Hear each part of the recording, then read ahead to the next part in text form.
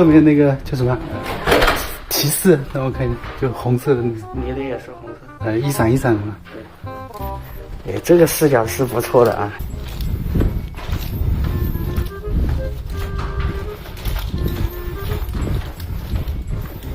来，都上了。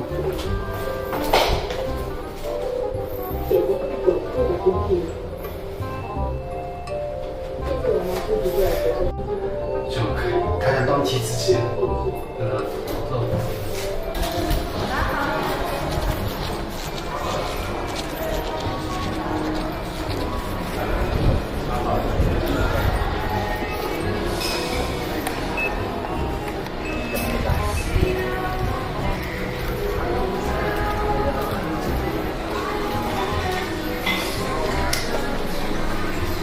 知道我在拍，对面有点压力的。我没压力。怎么样？怎么样？你在干嘛？你不说你看老远的看到你。在那边去拍点。拍照片吗？今天感觉有点雾霾霾。对，没有昨天通透。深圳湾还是挺美的。刚才的视频全程都是我和 CK 用2台雷鸟 XR 拍摄的，涉及到我们的佩戴效果，以及我拍摄的时候一个正面的漏光和它这个眼色这个区域的一个反光，和玻璃它那个镜面的一个反光，录像的隐私保护，以及暗场景啊、亮场景这些动态防抖，以及它的声音收音的情况，都有一个实际的效果。抛开我们后续就更高阶的一些真 AR 应用，我觉得就凭这个第一人称视角的这个拍摄能力啊，起码值回1半的票价。后续第一视角开箱视频我也是用它来拍摄的。现在我就针对雷鸟 XR 发布会，有很多观众说全程都是渲染视频，这个卖家秀，我们来看看我实际上手的这个买家秀是怎么样的。首先需要说明的是，根据周云飞测不准第一定律这套 Micro LED 加衍色光波导组合，由于它的显示特性，怼着这个屏幕拍摄的时候很难还原，就跟我们人眼实际看到的这个色彩表现相差很大，实际观感要比拍摄的好很多。这也是很多体验过它的朋友深刻体会到的。还有就是体验也只是针对目前的我手头版本的这个系统软件，雷鸟创新的软件团队它几乎是每天都在加班加点就2天一个新版本的在优化迭代。厂家还是希望在我们拿到量产机的时候，就几个关键功能还是有一个完整的体验。首先我们来看看这个眼镜里的主界面从开机 logo 我们就可以明显感受到它的立体感。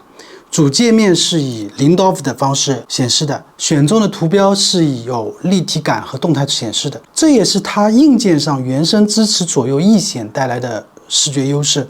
界面顶部它是一个状态提示，底部的话有10个菜单，这些菜单是固定的先后位置的，通过手机 APP 上安装的应用都会在这个应用中心里面。右键我们镜腿或者说戒指触控来滑动的话，它只能实现一个横向的选择，所以如果说你应用安装比较多的时候，要翻到底部的菜单就会比较繁琐。我们看看后期它这个戒指上能否实现菜单的上下滑动选择。眼睛本身是可以图例运行的，但有些是不适合在我们眼镜上操作的，比如说配置网络。这我相信之前玩过一体机都会有遇到复杂的 WiFi 密码或者公共网络认证这些无法连接的一个痛苦记忆还譬如说扫描二维码之类的。安卓和 iOS 手机的 APP 界面两者都差不多，眼睛应用呢目前是通过手机 APP 内点击后，再在眼镜里面就实现下载安装。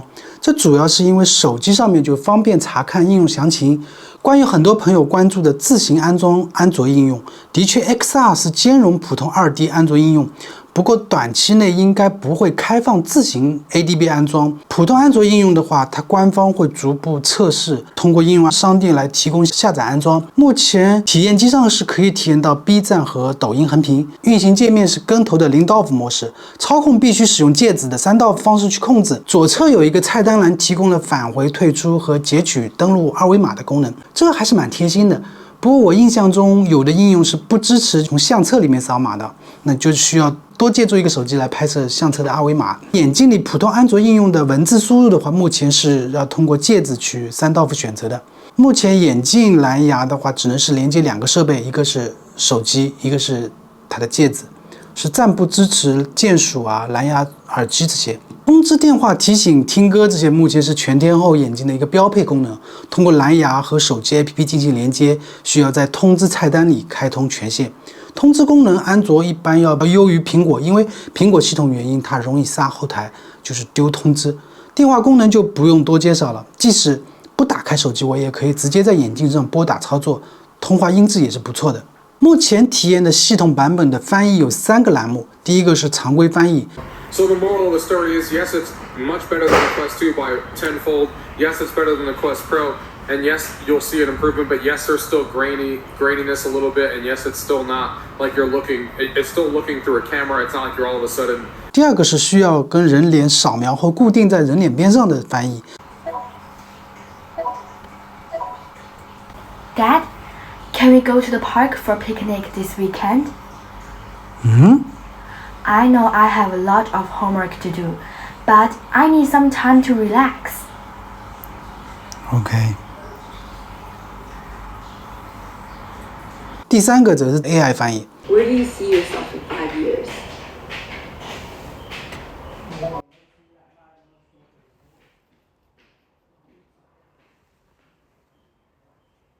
这次的翻译相对于之前的一体机上翻译，首先显示界面上翻译界面它是有3道符的，有一定的云台的效果，让你在动态状态，譬如说走动啊或者频繁转动头部看翻译的内容的时候就不容易晕，而且看得更清楚。眼镜内置有 GPS， 导航需要联网，通过语音指令说出具体的目的地或者大概的需求。语音选择系统给你几个目的地选项进行选择，然后通过镜腿或者戒指选择出行方式。目前是支持骑行和步行的方式。这是导航界面，左边的话是方向和距离，右边是有一个缩小的地图，单击触控可以展开很大。此外，后期还会更新平面识别后带来的贴合地面的这个箭头指示以及识别建筑物的功能。目前实际使用下来，眼睛本身的 GPS 信号如果它接收的能力不够的时候，它也会同时调用手机的 GPS， 所以整体的精确度还是有保证的。微信小程序通过眼镜内的微信小程序和手机的微信小程序进行一个打通，实现了很多小程序功能，包括发布会现场展示的这个通话功能啊。目前因为小程序端还没有完全上线，所以我这里也测试不了。2次元的美女米奇助手是6道符的形式，目前呢受制于它一体机的功耗控制和算法迭代 ，SLAM 还是不够稳定啊。但是对于如此轻薄的一体机来说，的确已经是很强的表现了。不过厂家这里呢也有开发者的增强模式，但是相应的它的功耗发热就会明显了，需要继续优化一下，然后再放到消费者端。我建议的话是通过设置，比如说外接供电的时候就自动开启，这样。Vision Go 也是有3个模块，第一个是视觉中心对准物体之后，它会识别物体名称和相应的英文，再单击一下就可以把这个物体英文单词放入到单词本。模块2的话是拍下来的照片进行识别，画面和英文单词会同时显示在画面中。模块3是通过识别特定的图片，出现一个 AR 的立体模型。小游戏我玩的最多的是这个叠方块，画面有立体感，也非常解压。这款神鱼怪盗尚在开发中的提词机功能，提词界面是3道符的模式运行，这就有很大的操作空间了。我可以把它放在边上的角落里，然后需要的时候就假装低头沉思去看一眼，再转到正面的时候，眼睛里就看过来，就不会有任何东西啊。这对于这种眼色光波导，它这种正面漏光是，这么明显的来说，是一个很巧妙的解决方法。目前它这个3道符的窗口定位稳定性还是可以的，就不会说用一会儿就飘走了啊。它的文字清晰度我觉得也是很好的，还可以通过改变它这个改变我们的双眼视差，让文字放得更远，减少智慧的眼神。但是操作上还是略微繁琐，本来需要通过手机把文本内容发送到眼睛上。戒指滑动控制它这个滚动就还不够线性，就不容易去定位到你。如果大段的文字的话，就去找这一段特定的内容的话，就不容易去找。自动滚动这个功能基本上是可用的。如果说未来结合了 AI 语音识别，就更好了。刚才我提到的重置位置，就是把它放置在那个位置啊。这个重置方式它是3击操作的，这比双击来说更是难上加难啊。这时候误触返回的几率就很高。那幸好它就返回了，你再点进去，它还是有记忆功能的，就可以继续使用啊。还有就是在3道符运行的时候，它的功耗是有点高的，对续航是肯定有影响。如果你使用的时间较长，可能还是需要一个边出边用的方式啊。这次我们用 XR 来拍摄 XR 开箱啊。它戒指跟眼镜的话是分成2个包装，那我们先看戒指吧，就是配件，它底下还有一个环，是厚度厚一点的，套进去之后就可以适合更小的手指了。配件有磁吸线。我们再看眼镜，这个眼镜的打开是比较有仪式感的，升起来了。然后这个是配件，这是眼镜。配件区有一个小号的鼻托，还有磁吸线、说明书这些。这是它的眼镜盒。这个体积的话，我们跟雷鸟 Plus 比一下，就是短一点。整个保护性还是可以的。内部空间，戒指啊、数据线啊这些，如果说全都放在里面的话，可能会比较紧张一点。目前标配的纸盒里面是没有近视片和墨镜卡片的。近视用户呢，需要通过另配的近视片卡入使用。它为了它这个眼镜的一个整体的尺寸更和谐啊，它的光基所在位置其实是有一点点侵入到镜片的，所以它近视片其实是带缺口的一个异形。目前只能将配镜参数提供给厂家进行定制啊。它的好处呢就是更一体化，那缺点呢对于后续用户希望自行配镜的不太友好。此外，对于一些佩戴者本身的户外遮光需求以及它的功耗考虑，因为戴墨镜的时候是可以适当降低一点点显示亮度的。墨镜同样是一个卡入的方式和前进光固定的，它是有足够的稳定和便携性的。眼镜现在整体正面你就看过，就是一个大框眼镜啊。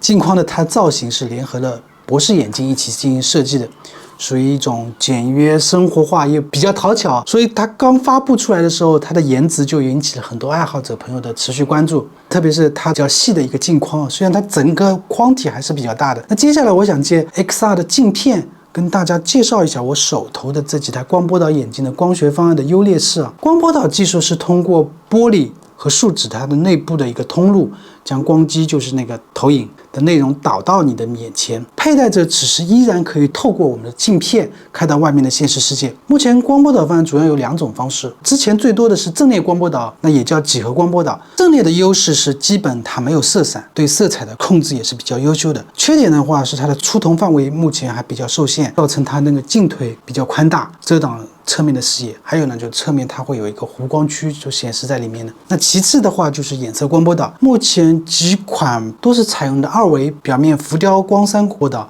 衍射光波导还有一种叫体积全息光栅光波导，目前是还没有看到 2C 的产品啊。一般的2维表面浮雕光栅波导，它正面是可以看到2块衍射光波导的转折区域和偶出区的它的彩虹色的一个反光。那为什么要2块衍射区域？它第一块呢是一般是扩大纵向的出瞳范围，这一块的话就是扩大横向的出瞳范围。我手头的这台影幕钩呢，它采用了1块偶出区就实现了2维扩瞳啊，当然它这个偶出区也更大一点。阵列光波导特定角度也会有反光，那此外透过去看的时候，我们可以看到它有几列不同颜色的光栅。这么设置目的是因为光线透过光栅的过程它是会衰减的，前面我可能5%的反射率就能达到1000尼特入眼，后面就要起码10%的反射率才能达到，所以相应它的透过率降低，看着颜色就略微变深了。目前透过这个深色区域看现实会有一点点增加色温的感觉。此外，我通过它看物理显示屏的内容的时候，它的亮色内容周围会有一点点光晕的存在，这个相对单层光波导要明显一点。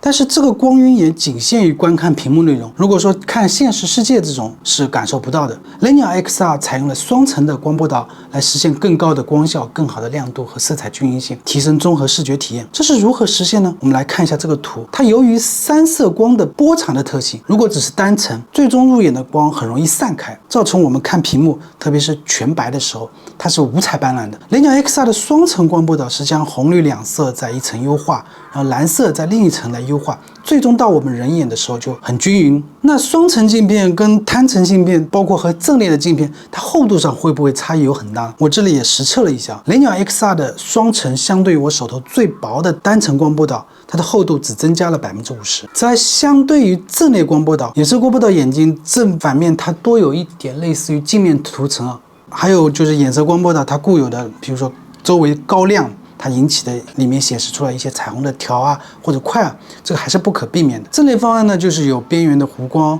所以就看每个人对这种不同杂光的一个介意程度了。那衍射方案光波导正面漏光是很明显的，这个漏光是如何形成的？我们可以看一下这个图，它光线进入偶出区之后，一部分进入到人眼，同时一部分则透过衍射光栅反射到外面。所以这个光学特性决定了它基本上是漏光是无解的。目前衍射光波导厂家只能通过调整角度来缓解。我们来看一下 XR 的正面漏光角度。如果说你对这个比较介意，跟人交流的时候可以适当的，一个是降低亮度，还有一个是注意跟它沟通的角度。两边的小巧光机也不会引起它侧面的视野盲区，是可以符合全天候佩戴的需要的。这也是雷鸟 XR 光学引擎上的创新，实现它更小的体积的情况下带来更高的亮度表现。镜框的正面中心，它布置了可以实现屏幕自动亮度的光感和1600万像素的带光学防抖的摄像头，还有一颗麦克风。XR 配备了3个麦克风组成了类似于立体阵列。另外2颗的话是位于右侧镜腿的上下，这个在翻译和接打电话，包括拍摄视频的时候，它也发挥了很大的优势。厂家宣传是可以实现5米的一个收身范围。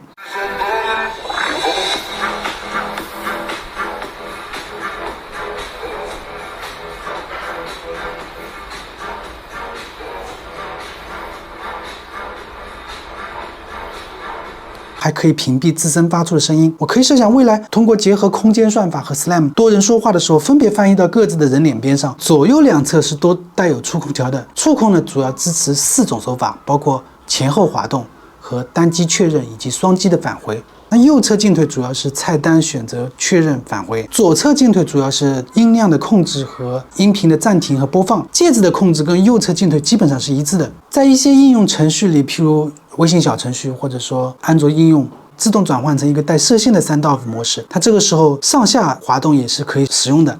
不过总感觉它这个介质包括镜腿双击返回点击的频率有点比较难掌握，快了慢了都会变成确认。右侧这个电源键主要是开关机和短按的熄屏。眼睛、镜腿、耳后位置的顶部是带有反向消音的，它的声音隐式模式是需要在快捷设置里面去打开。我手头这台体验机的整体重量是122克，最终磁极重量是119克，介质重量是8.9克。整体外观尺寸和目前主流的光波导方案的眼镜对比如下：镜腿是属于比较纤细的，铰链位置、竖线的厚度我们对比一下如下表。后端的电池和主板略大，当然这样的布局带来好处是更合理的一个前后配重。铰链外翻角度不大，但是好在镜腿后半部分是有弹性的，可以适配更多的头型，让佩戴更稳定。建议佩戴不够稳定的朋友，后端可以像这样加一对胶垫来增加一个接触面积，通过更合理的前后配重。我个人感觉 XR 的鼻托压力和尾部的一个环抱感受和雷鸟 Air Plus 倒很接近，但有一点点搭到我的耳朵的顶部。当然每个人他因为头型不同，佩戴感受会有比较大的差异，建议你呢在受到眼睛激活之前呢多佩戴感受一下。眼镜它的单眼显示参数是 480p， 很多朋友对分辨率非常在意如果同样采用 Micro LED 的 720p 或者 1080p， 它的高昂的成本以外，关键在于雷鸟 XR 的功能是更偏重于立体全彩的一个提示性的用途，而不是传统的观影显示需求。实际应用它的分辨率需求是不高的。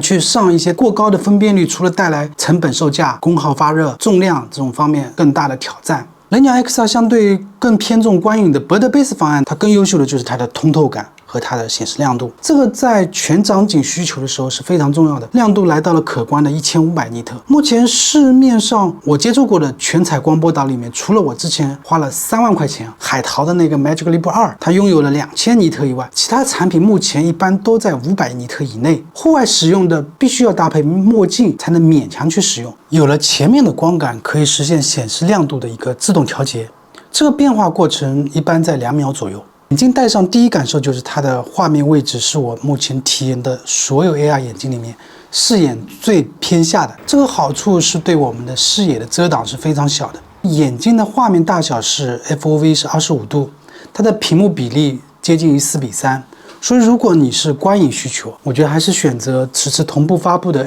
雷鸟 AR2 更合适。色彩方面，作为首款采用单色全彩衍射光波导的产品，画面对比度达到10:10000。之前采用衍射光波导方案的 HoloLens 或者说 Magic Leap， 它们都存在一定的色散问题。XR 的色散感受要减轻一些。杂光我在全黑的环境下把屏幕又调到最亮，视频上这些鬼影啊，它是因为手机摄像头拍高亮它本身原因引起，实际观看是没有的。不过用来固定光机屏幕位置的这个边框，它的反光还是有一点的，不过没有拍摄的这么严重，它对整体画面是没有影响的。对比自家观影眼镜 AirPlus、XR 的音质还是可以去扛一扛的，而且两者同样是具备项目里的消声技术。我们来实际对比一下。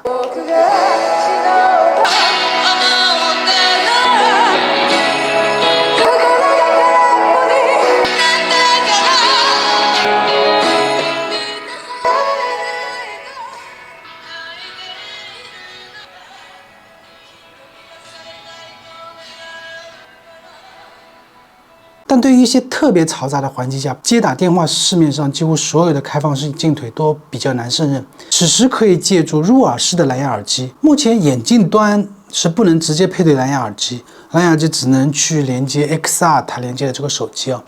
我实测在连接华为或者苹果手机的时候，是可以正常切换音频和通话的通道。用蓝牙耳机的时候，眼睛依然是正常连接的。眼镜自带的麦克风拨打电话的实际效果，我们通过手机的一个外放来实际感受一下。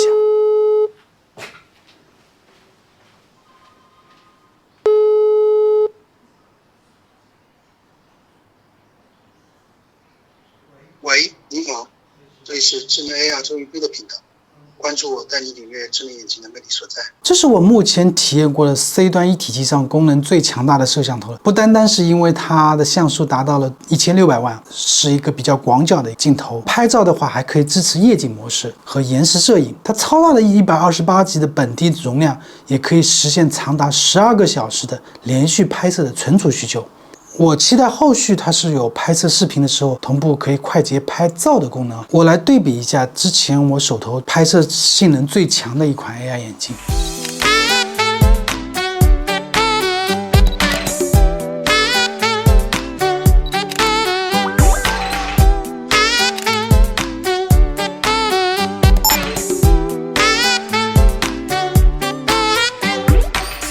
目前取景框和实际拍摄的内容的差异，可以看一下我这个对比啊。它的取景框的位置是要略高于实际拍摄内容的，因为它没有实时的一个画面预览功能，所以创作的时候呢，包括视觉识别的时候都要稍微注意一下，要把实际物体的中心对准我们这个取景框的上边框的中心。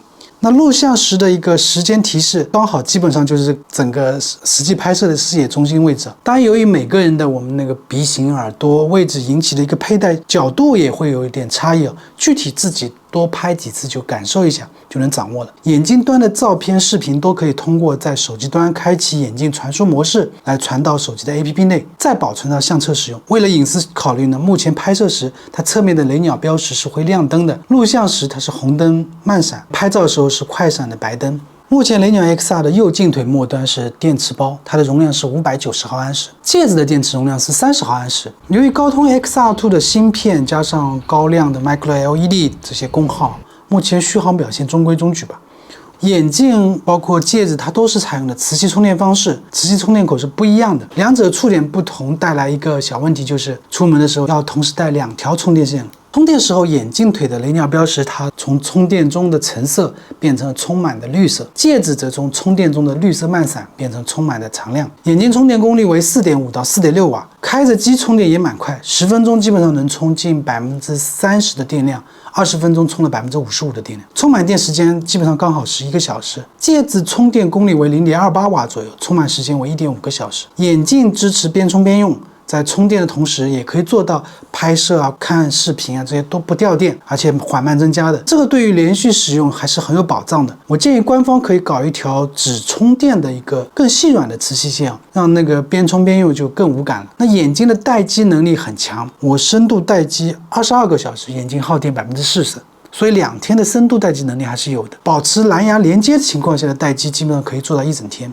戒指在待机过程中基本上是处于一种关机的状态，在分别连续拍摄5分钟的视频，包括体验5分钟的 Slam 的一些 AR 助手，同步也在充电。这个状态下应该是发热比较强的一个情况。可以看到发热主要位于左侧胫腿末端的这个足板位置，因为它整体是有一点外翘的，和皮肤的接触面积很小，所以人体的热感受是不明显的。而前半部分包括显示光机，它这个本身的发热都很小。无论是硬件规格上还是软件探索上，雷鸟 XR 都让我看到了雷鸟创新团队的决心和实力。硬件上，这是我目前体验过的户外最亮的高通透全彩光波导一体机，实现了硬件性能和功耗控制的极致平衡，让全场景使用更无忧。虽然在体型、重量、显示的色彩以及正面的漏光以及续航这些方面，还是受制于目前的一个技术还需要优化完善。但是对于能用如此优惠的价格把产品给推向消费者，这一步我还是认为是非常有实力的一件事情。依托于 XR2 的高性能平台，拥有开拓更多 AR 眼镜专属应用的能力，在现有生态通过 AR 和 AI 加持的翻译导航功能，提升用户的体验。通过兼容微信小程序普通的安卓应用，包括 WebXR、OpenXR 等方式，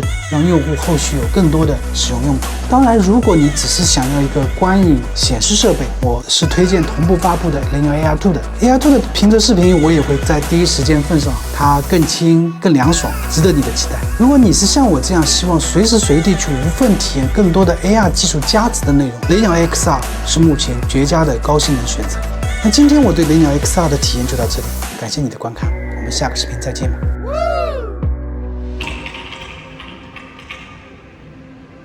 舒适是作为眼镜形态的第一要求，也是每个消费者愿意去用它、戴它的一个基本要求。